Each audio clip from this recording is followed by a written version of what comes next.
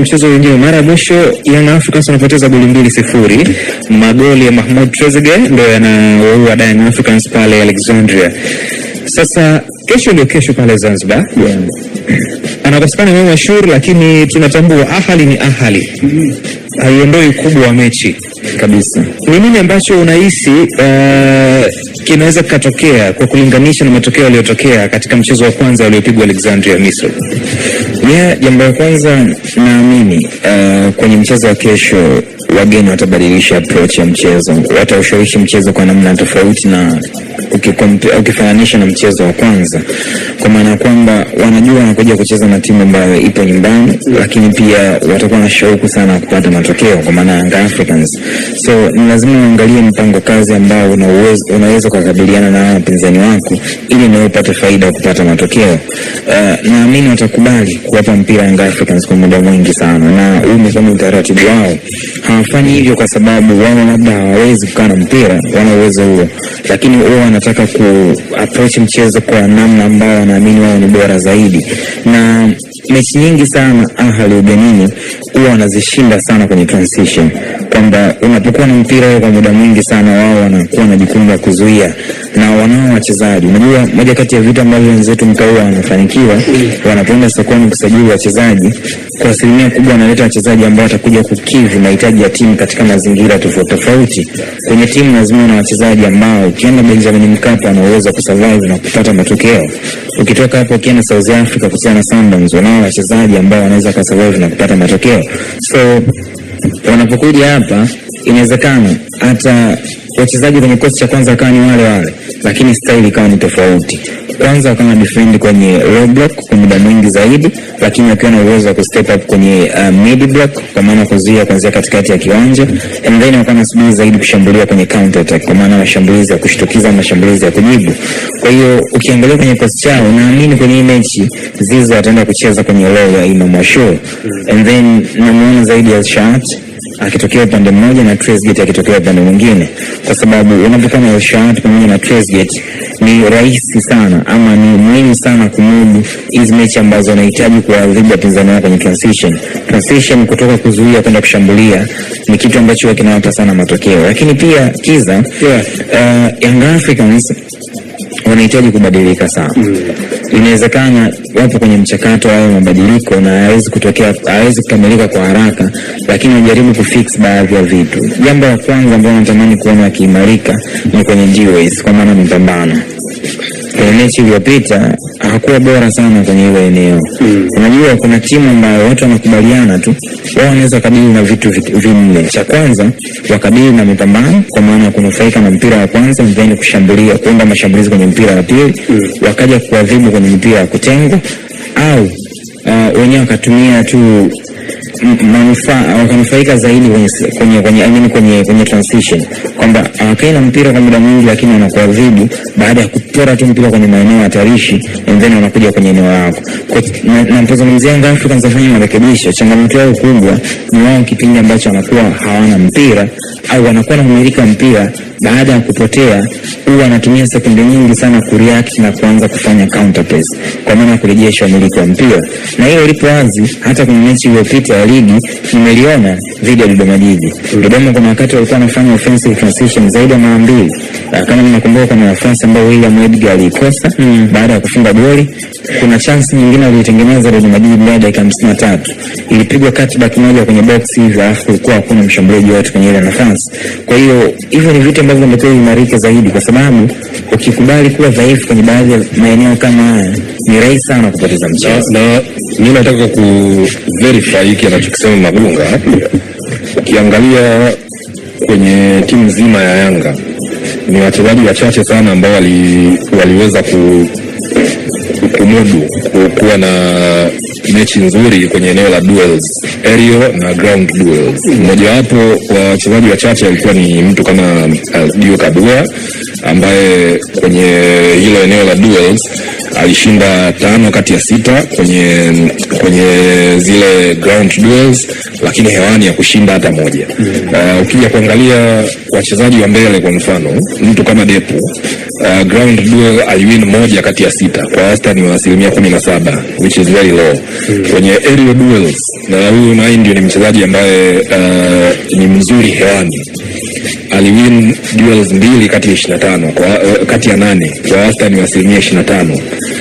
Ukiangalia Alan Okello na wachezaji wote, ukiangalia ni wachezaji ambao we expect them to struggle kwa sababu hawana faida ya height, lakini kwenye eneo la ground duels uhitaji height. Ukiangalia Okello ground duels 2 kati ya 3 kwa wastani wa 67%, sio mbaya, lakini pia ni mid to slightly above average, lakini sio spectacular. Hao unaweza kusema kwamba ni washambuliaji. Kwa hiyo hilo ni eneo ambalo hawapaswi kuinvest sana, lakini ukija kwa mfano kwa defenders, ukimwangalia mtu kama Israel Mwenda aliwin duel 1 kati ya 2 kwa wastani wa 50%. Aerial duels alijaribu 2 na hakuwini yoyote. Ukimwangalia Bakari Nondo Mamnyeto alikuwa na ground duels 3 kati ya 5 kwa wastani wa 60%, aerial duels 2 kati ya 5 kwa wastani wa 40%, ambayo ni below average. Na ukimwangalia mtu kama Ibrahim Baka, ground duels alishinda 2 kati ya 4 50%, lakini aerial duels alipoteza zote 0%. Ukija kwa mtu kama Shadrack Boka hakuwin ground duel yoyote, lakini aliwin aerial duels 3 kati ya 5. Hizo duels ambazo unazungumzia Kamanda, zina faida gani kwenye timu na zina athari gani? Faida yake ni moja. Kwa mfano ukiwa unacheza dhidi ya timu ambayo itamiliki zaidi mpira, maana yake wewe utakuwa unahitaji kulinda zaidi mpira. Kwa hiyo kwa mfano kama mipira inapigwa juu, utahitaji kuwa na forward ambao wataweza kugombania ile mipira na defenders wa timu pinzani, na wawape teammates wao faida ya kupata second balls. Faida kubwa ni hiyo. Lakini pia timu wakati mwingine zinashambulia sana kwa mipira ya pili. Kama inapigwa crossi, unategemea kwamba mtu ataokoa, na wakati mtu anaokoa, kama defenders wako wanawin zile duels vizuri, manake timu pinzani itahangaika kwenye kupata ile mipira ya pili.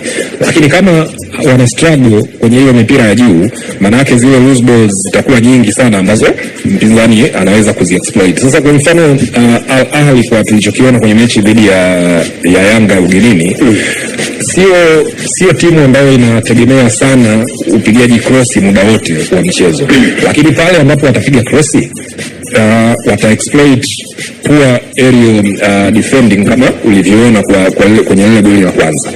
Na pia hasara nyingine ni kwamba kwenye mipira ya set piece, wakati nyinyi mmepata mshambulia mpinzani, kama washambuliaji wenu hawezi kuania mipira na mabeki wa timu pinzani, maana yake mtu kama Alan Okello ambaye ni mzuri kwa kupiga mashuti ya nje ya 18 hata gusa sana mpira.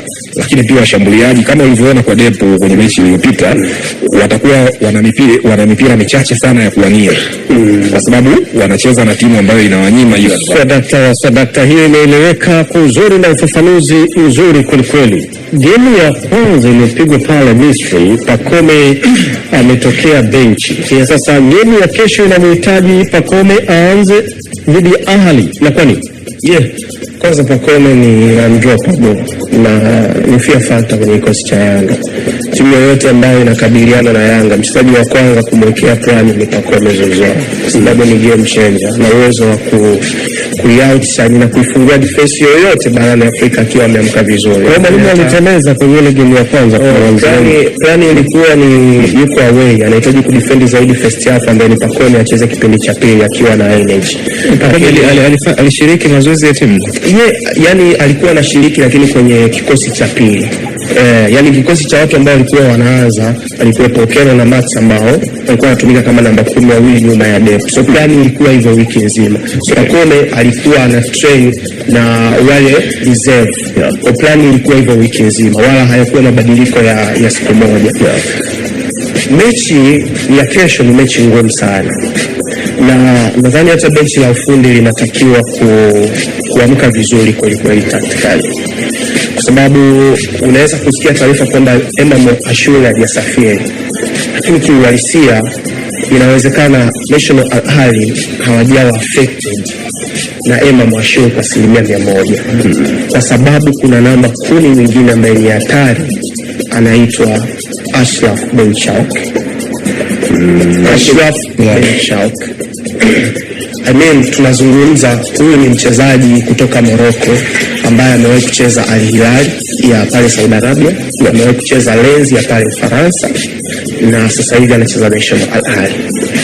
Pure creator, pure number 10.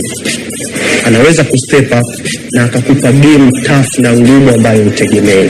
Okay, Hansel, malizia hapo kinachotokea ni kwamba bado natarajia ile front three ya National Al Ahly itaendelea kuwa vile, kwamba Trezeguet atakuwa anatokea upande wa kushoto, Zizo upande wa kulia, Marwan Othman kijana ambaye kwangu mimi ananimpress kweli kama center, na ni kwa sababu sio standing number 9, ni aina namba 9 ambaye ana drop kushuka in between na kutengeneza overload eneo ambalo anakuwepo na mratibu. Nadhani kwenye mechi hii pia tunaweza kumuona yule defender aliyemsajili kutoka Raja Casablanca Belmari.